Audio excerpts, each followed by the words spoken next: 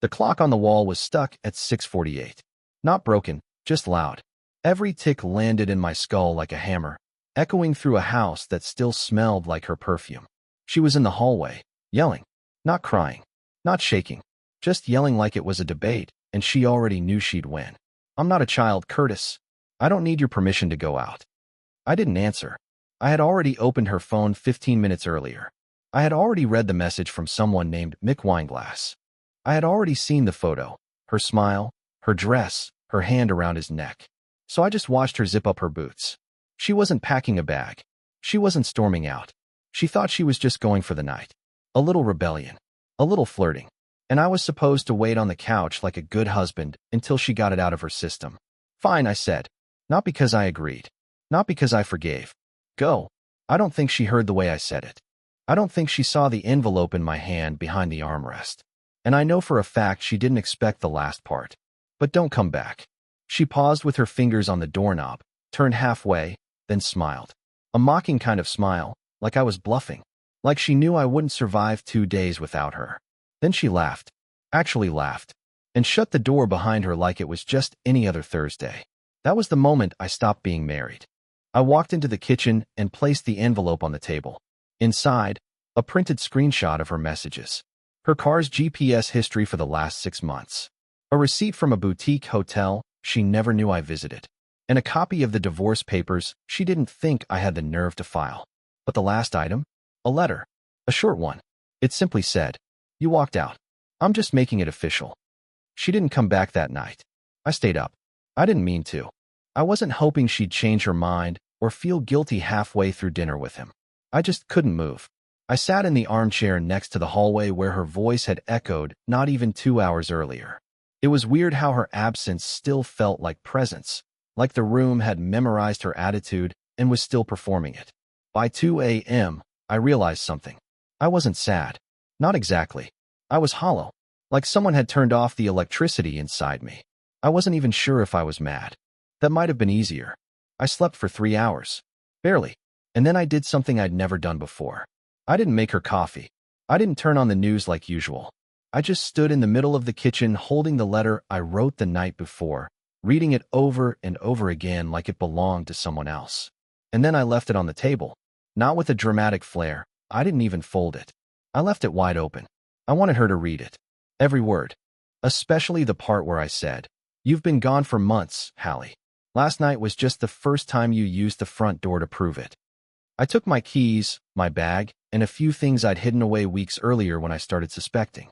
Not hoping, just preparing. And I walked out. At 9:13 a.m., she returned. Our neighbor, Sheila, saw her through the kitchen window. She told me later that Hallie looked confused when she unlocked the door. Like she expected an argument, or maybe a cold shoulder, but not silence. Not nothing. Apparently, she called my name. Once. Maybe twice. She even checked the bedroom, the laundry room, and the garage. She thought I went for a drive. She had no idea what was waiting for her on that kitchen table. The letter. The printed messages. The GPS report. The key, my house key, sitting alone next to a sticky note that just said, "You win. It's all yours now." She didn't cry. That's the part that gets me. She didn't cry. She called me, sure. 10 missed calls in the first hour. 3 texts. All some variation of "What is this?"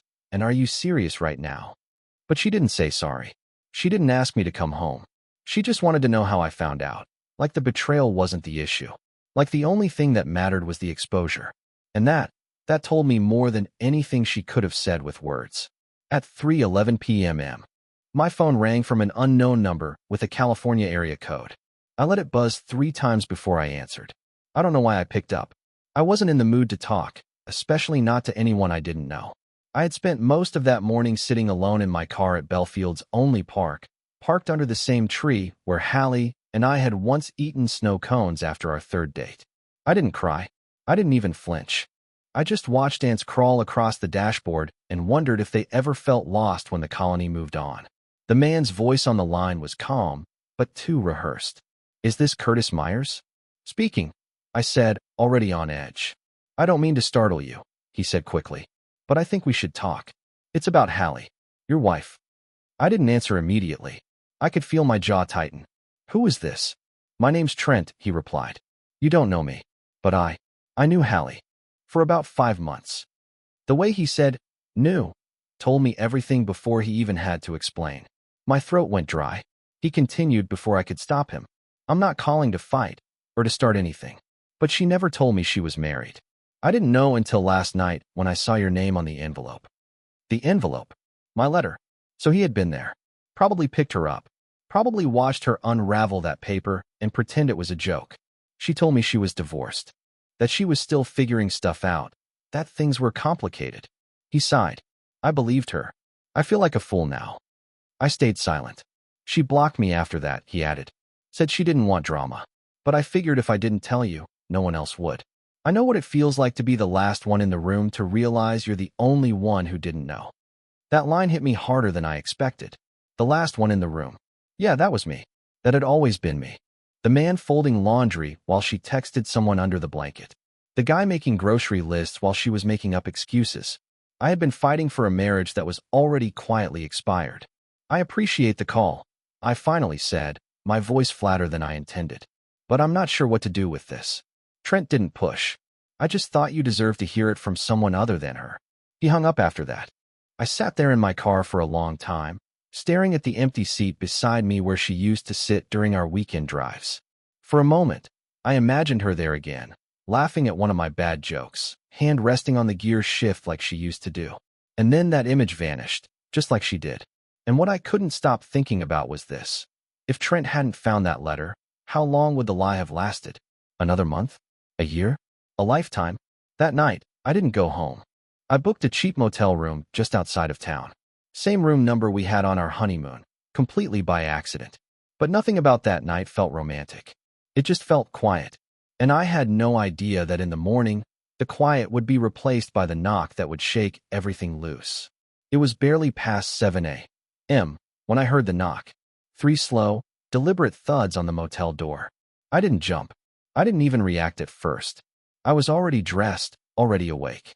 I hadn't slept, just laid there all night staring at a textured ceiling that reminded me of dried paint and broken promises. I knew it was her before I even looked through the peephole. There was this strange weight in the air, a pressure in my chest I couldn't explain, like my body knew Hallie was nearby before my mind did. I opened the door slowly, not sure what I expected to see. But I didn't expect him. She was standing there, lips tight, arms crossed, wearing the same outfit she had on the night she left, but now slightly wrinkled, makeup smudged, hair pulled back like she'd given up trying to look composed.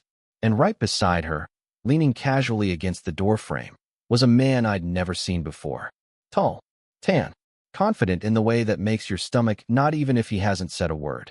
This is insane, she said immediately, like we were already in the middle of an argument I hadn't agreed to. You leave a note, disappear, and I'm supposed to just sit around waiting for you to snap out of your little tantrum? Who's this? I asked quietly, ignoring her tone and nodding toward the man. He smirked. I'm the guy who's been honest with her, he answered. You must be Curtis. I should have slammed the door. I should have walked away. But I didn't. I just stood there, half numb, barely blinking. Hallie rolled her eyes. Oh, for God's sake. This is Ashton. He's someone I talked to. It's not like you haven't emotionally checked out for years, Curtis. There it was. The spin. The rewrite. She wasn't apologizing. She was accusing. I felt my jaw clench. Not from anger, from disappointment. She wasn't even pretending to be sorry. She wanted me to feel like I'd driven her into someone else's arms, like I had been the architect of her betrayal. Ashton, I repeated, then looked her straight in the eyes. The same Ashton who called you Hal in those messages? The one who told you he couldn't wait for your husband to finally get the hint? Her face twitched for a second, just enough to tell me I was right. He looked uncomfortable now, but only slightly. Hallie was the one unraveling. She stepped forward. You going through my phone was a violation, Curtis. That made me laugh. Actually laugh. I think it was the first time I'd felt anything in 24 hours. Not as big a violation as, turning our marriage into a group project. She looked like she was about to say something else, but Ashton stepped in. Look, man, this is obviously messy. We'll leave. Just stop blowing up her life because you're not in control anymore. That's when I stepped back and slammed the door without another word. It didn't feel satisfying. It didn't feel powerful. It just felt like self-preservation, like stepping away from a fire that was burning everything I had left. I leaned against the wall, staring at the deadbolt, hands shaking, not with rage, but disbelief. She brought him. She actually brought him to the motel where we spent our anniversary last year. And the worst part? She thought she'd win. After I shut the motel door in her face, I stood there for what felt like forever, not moving, not thinking, just breathing. Deep, hard breaths like someone who'd just surfaced after drowning for too long. I remember gripping the handle for support because my knees were beginning to betray me, not from weakness, but from the sudden weight of clarity crashing through my chest. She really brought him. Not to argue, not to apologize, but to win. Like this was some courtroom drama, and she wanted a witness. Proof that she'd already replaced me with someone louder, taller, and more sure of himself. But all I saw was a woman so unsure of who she was that she needed someone else to speak for her. That realization didn't give me peace. It gave me purpose. I didn't go back to the house right away. I went to the library. That probably sounds ridiculous. Who goes to a library during the breakdown of their marriage? But I needed somewhere nobody would expect me to be. Somewhere quiet. Somewhere I could breathe without constantly bumping into ghosts of who we used to be. I sat in the back corner next to a dusty shelf of travel books and started writing. Not a letter. Not a rant. A list. Things I had let slide. Words I never said. Patterns I ignored. There were 23 items before I even realized I hadn't eaten in almost a full day. I underlined number 16 3 times. She always needed an audience, and I always let her use me as the stage. By late afternoon, I drove back to the house. I expected her to be gone. I expected silence. But when I walked in through the side door, I saw her shoes by the rug, and worse, his. Still warm. Still there. I walked straight to the kitchen. The air smelled like her cheap jasmine candles, the ones I stopped buying because they gave me headaches. She was sitting at the table like she owned every inch of that space. Ashton was standing near the fridge, drinking one of my beers like he belonged there. "Curtis," she said, voice steady like nothing had happened. "I figured you'd come back eventually." I looked her in the eye and said nothing. Then I turned to Ashton. "You need to leave. Right now." He scoffed. "I don't think." Not asking, I interrupted. "You're not part of this story anymore." He stared at me for a moment, then looked to her for a signal. That said everything. She didn't speak, just narrowed her eyes and nodded once. He grabbed his keys and walked out without another word. I didn't sit. I didn't yell. I stayed standing. "You gave him the key?" I asked. "I didn't think it mattered," she replied, looking tired instead of guilty. I nodded slowly and pulled out a second envelope from my jacket. This one wasn't printed screenshots. It wasn't a letter. It was a list. My list. I placed it in front of her like a test she never studied for. "What is this?" she asked, not touching it. "It's every moment I gave you the benefit of the doubt," I said. "Every time I chose silence over suspicion. Every time I let your selfishness wear a mask called freedom. You want to be free? Fine. But don't pretend you were caged. You had a partner. You just wanted an audience." She sat back, arms folded, scanning the paper without reading. "So this is your revenge?" "No," I said. "This is your mirror." I walked out again. This time not in anger, just in truth. 2 days went by without a single word. No calls, no texts, no knocks. I thought maybe that was it. That I had finally hit the point where even she didn't know how to spin it. But on the third morning, just as I finished checking out of the motel, I saw her car idling outside. I stood at the glass doors for a few seconds before walking out. She didn't get out. She just rolled the passenger window down like we were negotiating some backroom deal. "I read your list," she said before I even reached the car. Her voice was quieter now, but still held that thin thread of defense she always wrapped around her pride. I didn't answer. I stood outside, watching her like I was trying to figure out who she really was behind the expressionless face. "You forgot number 24, she added. "You forgot that you always kept score." That stunned me a little. Not because it was true, but because it was so predictable. The manipulation, the twist, the attempt to make me the villain in a story she set on fire. I leaned slightly on the car roof. Keeping score is what people do when they're never allowed to speak. She bit her lip, but didn't respond. Instead, she reached over to the passenger seat and held something up. My list, folded, creased, reread. She didn't tear it. That surprised me more than anything. "I didn't expect you to actually leave," she finally said. "You always caved." You always forgave. That wasn't forgiveness, I said. That was fear. I was afraid that if I didn't keep choosing you, I'd have nothing left. Turns out, I was right. I don't. She blinked quickly, but didn't cry. Hallie never cried when it mattered. Only later, when there was an audience. She gestured to the seat beside her. You want to talk? Get in. I looked at the car. At her. At the woman I had spent nearly a decade protecting, enabling, excusing. I thought about every moment I sat silently next to her, pretending we were fine just because we hadn't raised our voices. And suddenly, I realized something terrifying. I didn't know who she was anymore. Worse, I didn't think I ever really did. No, I said. I don't want to talk. I want to move. She frowned. Move where? On. She stared at me like she didn't understand the word. Like I'd spoken in a different language. I took a step back from the car. You didn't lose me because you cheated, I added. You lost me because you needed me to be small. Because you mistook loyalty for weakness. And I finally got tired of shrinking. I turned and walked away before she could say anything else. I expected her to yell, to follow, to explode. But she didn't. She drove off without another word. And I stood there, motel receipt in one hand, heart pounding in my chest like I was finally waking up from a decade-long nap. That night, I got a message from an unknown number. No name, just a single photo. Her, alone, at the kitchen table, my list still in her hands. She didn't delete it. She didn't rip it. But something in her eyes looked different now. Not sorry, just scared. It was just after 11 p.m. when my phone buzzed again.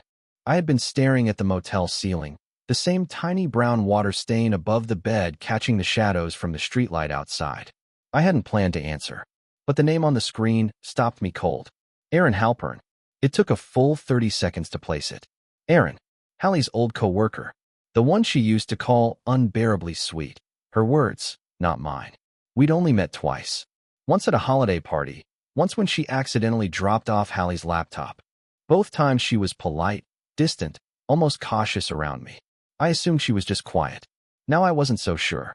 Her message was short. I shouldn't be reaching out, but I need to tell you something. Please. It's important. I stared at it for a long time before replying. What is this about? She answered instantly. The man Hallie's been seeing isn't who you think he is. Please don't ignore this. Against every instinct, I called her. Her voice was shaky but firm, like someone forcing themselves not to back out. She told me that Hallie and Ashton didn't meet randomly. They weren't casual. Ashton wasn't some harmless distraction Hallie stumbled into during a rough patch. He was a client, a high-profile one, and Hallie had been bragging about him for months before she ever told me she was just going out for drinks. According to Erin, it had started almost a year earlier, when Hallie's promotion came through. She became the company's client liaison, and Ashton was one of the biggest accounts on the roster. He was rich, arrogant, and loved attention, especially from married women he could manipulate. But here's the part you don't know, Erin said, lowering her voice like she was afraid someone was listening. She used your name to cover hotel stays. She claimed you two were traveling together for professional workshops. Your name was on receipts, Curtis. She forged your signature on internal documents. That's why I'm calling. It's not just about her cheating. If this comes out, your name's tangled in it. My mouth went dry.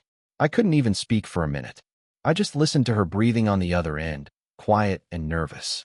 It felt like I'd just stumbled onto a hidden room in my own house. One filled with smoke and wires and foundations I hadn't known were cracked. She told me she loved him, Erin added, almost apologetically. But she said he didn't love her back. That's why she came to find you. Not to apologize. To secure her safety net. Everything clicked. The fake regret.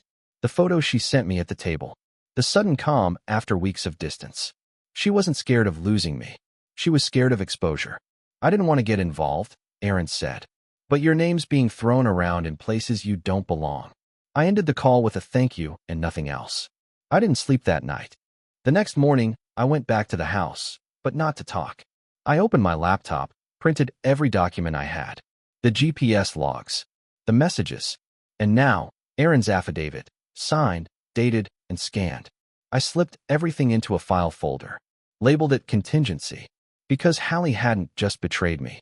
She had used me, and I was finally ready to stop protecting someone who had turned my name into a tool. She opened the door like she'd been waiting for me all morning. Hair brushed, face done, wearing that blue sweater I once told her she looked beautiful in. I guess she thought it would soften something. Maybe take me back to a version of myself that still flinched when she frowned. I didn't speak. I walked in, set the folder down on the dining table without sitting. Her eyes landed on the label, contingency, and I watched her expression shift like a fault line cracking through cheap concrete. "What is this?" she asked. "You already know." She reached for it. I didn't stop her. She opened the folder and saw the GPS logs, the texts, the receipts, the signed statement from Aaron, all of it stacked, organized, undeniable. She stood there holding the evidence like it was radioactive. I thought maybe she'd scream, deny, cry, beg, but none of that came. "I didn't mean for it to go this far," she said quietly. I laughed. It wasn't bitter, just tired. "You never do. You just mean for it to go far enough until someone else pays the bill." She looked at me, something finally flickering in her expression that resembled regret, but it was too rehearsed, too late. I didn't come for her tears. I came for peace. "I'm not pressing charges," I told her. "Yet. But if my name shows up on one more receipt, one more file, I won't hesitate. This folder goes straight to your employer, and then the state." Her lip trembled. I didn't care. "You've taken a lot from me, Hallie. Years I won't get back. But you don't get the rest of my life, too." I turned and walked toward the door. "Curtis," she called out behind me. I stopped, hand on the knob. "Do you still love me?" she asked. I paused, and for the first time in months, I actually checked in with myself before answering. "No," I said, "but I finally love myself more than I ever loved the idea of fixing you." And I walked out.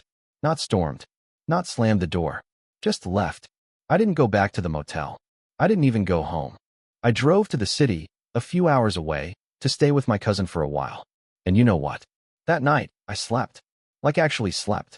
No twisting, no replaying conversations in my head, no ghosts sitting at the edge of the bed. Since then, I've started rebuilding. Quietly, slowly. I got my own place. Signed up for a woodworking class. I cook for myself. I laugh more. I don't flinch when I hear a text tone anymore. And I haven't once wished she'd call. Because sometimes, freedom doesn't look like a grand gesture. Sometimes, it's just choosing peace when you used to choose chaos. Sometimes, the most powerful thing you can do is walk away without looking back.